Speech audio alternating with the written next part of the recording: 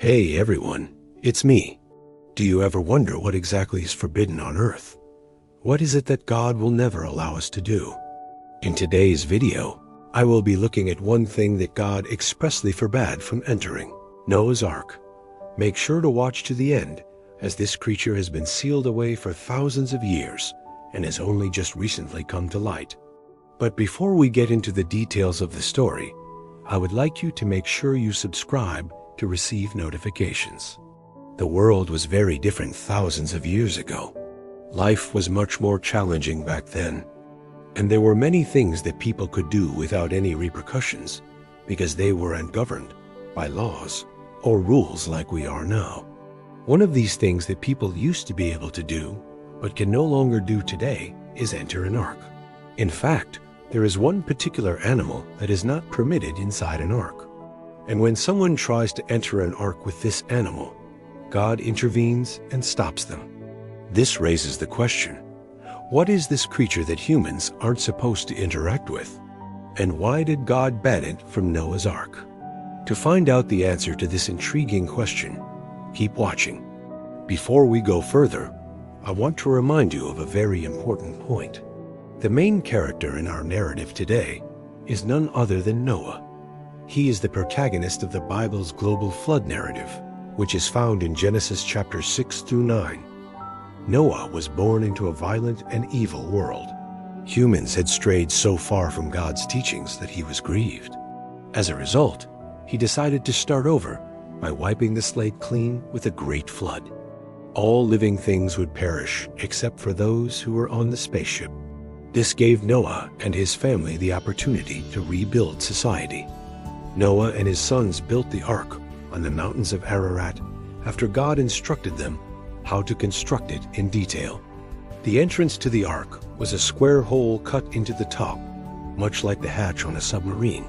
The dimensions of the ark were 300 cubits long, 50 cubits broad, and 30 cubits high, with 1 cubit equal to 18 inches. There was enough room inside the ark for Noah, his family, and all the animals to survive. As soon as the ark was completed, the animals began to arrive. Noah and his sons went outside to greet them. Whenever an animal entered the boat, it entered in pairs. Male and female pairs of every type of bird, reptile, amphibian, mammal, and insect were brought in. After all the animals had entered, Noah, his wife, their 3 sons, and their wives also boarded the ship. When the door was closed, it was sealed shut with a complicated locking mechanism. Immediately after, rain poured down from the heavens, causing the water level to rise and the floodwaters to overflow across the face of the ground. However, there was a strange animal whose entry was denied. Although the scriptures do not expressly forbid the keeping of dinosaurs by humans, many biblical scholars believe that dinosaurs did exist during Noah's time and that they perished in the Great Flood. In the book of Job, God mentions Behemoth, a creature that has been interpreted to mean dinosaur. Many Christians hold the view that dinosaurs and other prehistoric creatures such as Behemoth were created by God during the creation week described in Genesis chapters 1 through 2. According to this interpretation, dinosaurs coexisted with humans until the global flood, after which they became extinct. This belief is supported by the fact that dinosaurs are absent from the fossil record until after the supposed date of the flood. Furthermore, the fossil record reveals that many dinosaur species coexisted with humans during the Pleistocene epoch around 2 million years ago. This suggests that dinosaurs may have lived alongside humans for thousands of years. However, it is worth noting that there is limited scientific consensus on this theory, and it remains a subject of ongoing debate among researchers. While the Bible does not specifically mention Noah's Ark, there are several passages that mention unclean animals and their prohibition from entering the Holy Temple in Jerusalem. For example, Leviticus chapter 11 outlines the distinctions between clean and unclean animals. In particular, it states that animals that divide their hoof but do not chew their cud are deemed unclean. Creatures such as camels, rabbits, and pigs are included in this category. The passage goes on to say that birds of prey and scavengers, such as vultures and eagles, are also considered unclean. Additionally, certain fish, such as shellfish and creatures that live in the water and have fins but no scales, are prohibited. These regulations were put in place to keep the Israelites pure and holy in the eyes of God. They were expected to adhere to these dietary restrictions when making offerings or sacrifices, ensuring that only the purest animals were presented to God. These laws are no longer binding on Christians since Jesus Christ, as sacrifice on the cross, abolished the law.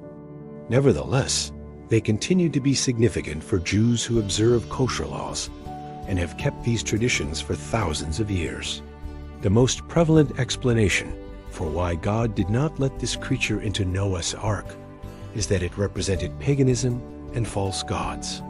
Throughout history, humans have worshipped numerous deities, including animals, which frequently held symbolic significance. People would offer sacrifices to these animals in hopes that their gods would bestow favors upon them. For instance, the Egyptians revered cats as divine creatures linked to the goddess Bastet. Similarly, the Aztecs regarded jaguars as sacred animals connected to the god Tezcatlipoca. These beliefs and practices were deeply ingrained in societies, and people were hesitant to part with their cherished traditions. God was aware of this tendency and took proactive measures to ensure that these false gods were not permitted on the ark. By preventing the entry of these animals, he demonstrated his supremacy as the true God and established the foundation for a fresh start based on monotheism and faith in him alone. This move was crucial for redirecting humanity's spiritual course and establishing a proper relationship with God, free from the influence of paganism and false gods. Another plausible explanation is that God wanted to limit the number of animals on the ship. Managing such a large number of species inside a restricted area would have been a difficult task. Additionally, feeding and caring for these animals throughout their stay on the ship would have required a significant amount of resources. God may have deliberately chosen not to bring certain creatures on board to avoid complications and ensure the survival of those that were allowed in. This decision reflects the importance of order and planning in the process of saving the animals. By carefully selecting which creatures to bring on board, God ensured the preservation of biodiversity while also maintaining a manageable ecosystem within the confines of the ark. This deliberate choice highlights God's wisdom and foresight in carrying out his plan to save both humanity and the animal kingdom from the impending flood. Finally, it is possible that God did not permit this creature to enter Noah's ark due to its destructive nature. Some animals are inherently dangerous and pose a threat to the safety and well-being of other creatures. Allowing such animals on the ship could have disrupted the balance of the ecosystem and jeopardized the survival of other species. By excluding these creatures, God ensured that the delicate equilibrium within the ark was maintained, allowing all the other animals to coexist peacefully and thrive throughout their journey. This decision reflects God's desire to preserve the sanctity of life and protect the delicate balance of the natural world. By safeguarding the ark from potential harm, he ensured the successful completion of his mission to preserve biodiversity and provide a fresh start for the animal kingdom after the flood. In conclusion, while the Bible does not explicitly mention the specific creature that was barred from entering Noah's ark, various theories and interpretations offer intriguing insights into this enigmatic mystery. Whether it was a symbolic representation of false gods, a practical measure to manage the number of animals, or a precaution to protect the ecosystem, God's decision to exclude this creature holds deeper significance. It reflects his wisdom, power, and unwavering commitment to his purpose. By understanding the possible reasons behind this exclusion, we gain a deeper appreciation for the complexity and depth of the biblical narrative. Each theory invites us to contemplate the multifaceted nature of faith, the challenges of preserving tradition, and the importance of maintaining order in times of crisis. Ultimately, this enduring mystery serves as a reminder of the profound truths embedded within the Scriptures and the timeless lessons they offer for our lives today. Thank you for taking the time to watch this video. If you enjoyed the content, please leave a thumbs up and share it with your friends and family.